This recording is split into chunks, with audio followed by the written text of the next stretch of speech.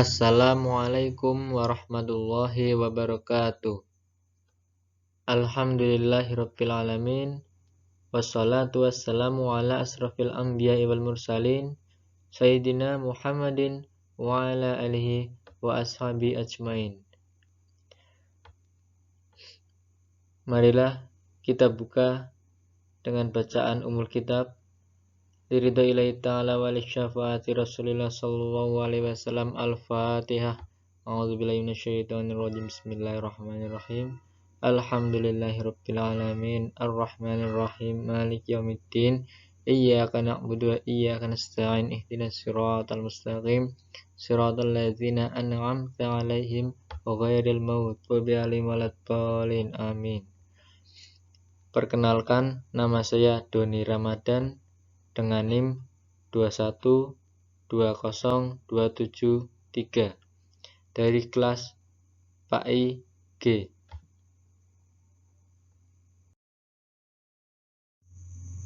Di sini saya akan menjelaskan materi tentang hak asasi manusia. Saya akan menjelaskan tentang pengertian HAM.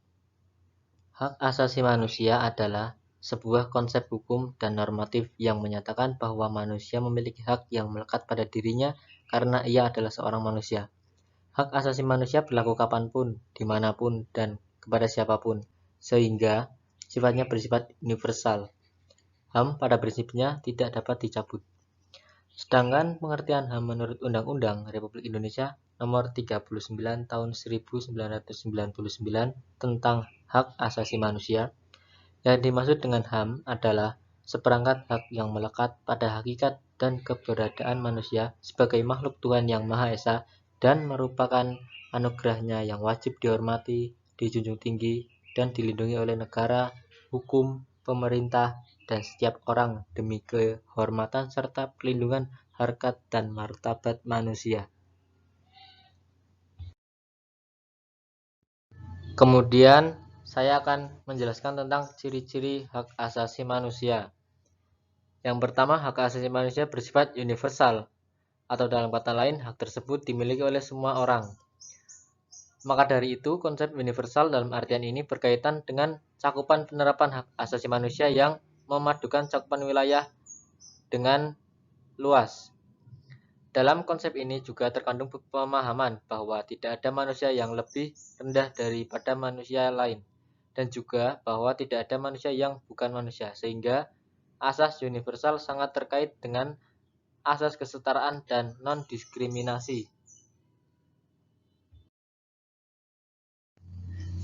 Kemudian ada hak asasi manusia ini bersifat subjektif, dalam artian selalu ada yang menjadi pemilik hak. Setiap hak juga memiliki objek, misalnya kebebasan berkumpul.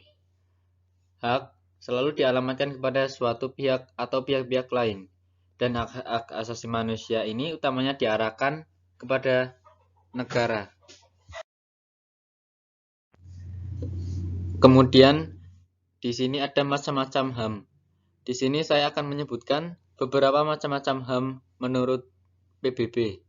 Yang pertama ada hak terlahir bebas dan mendapatkan perlakuan yang sama. Kemudian yang kedua, hak tanpa diskriminasi yang sudah disebutkan tadi. Yang ketiga, ada hak untuk hidup. Kemudian hak untuk pengakuan sebagai pribadi di depan hukum. Kemudian hak untuk audiensi publik. Yang keenam, hak untuk mencari tempat yang aman untuk hidup. Yang ketujuh, kebebasan beragama dan berpikir.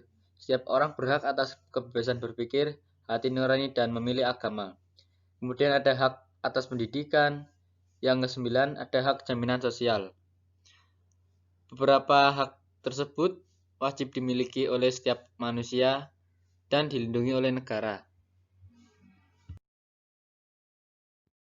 Kemudian saya akan menjelaskan beberapa contoh pelanggaran HAM yang terjadi di Indonesia.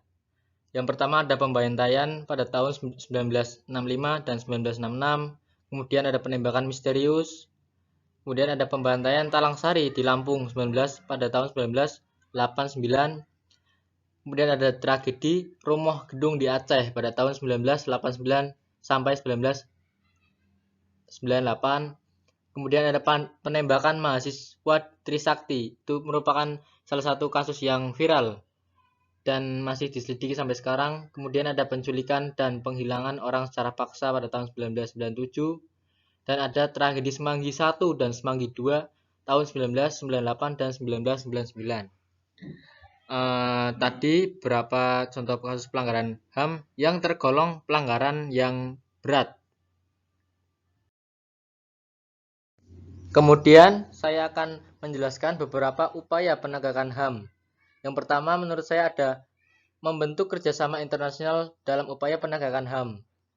Kemudian membentuk lembaga terkait penegakan HAM supaya beberapa kasus-kasus HAM dapat diselesaikan secara adil dan transparan. Kemudian ada membentuk undang-undang terkait penegakan HAM.